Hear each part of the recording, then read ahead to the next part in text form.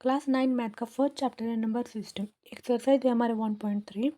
Question number third है हमारा P upon Q में हमें एक्सप्रेशन फॉर्म करना है। तो फर्स्ट है हमारा 0.6 बार। यहाँ पे 0.6 bar is equal to 0.666। Let assume करना है x is equal to 0.666।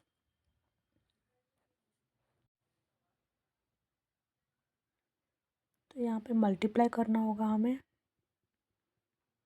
Multiply by 10 both side. Okay, तो यहाँ पे 10x होगा is equal to 10 multiply by 0.666। It mean 10x is equal to 6.666।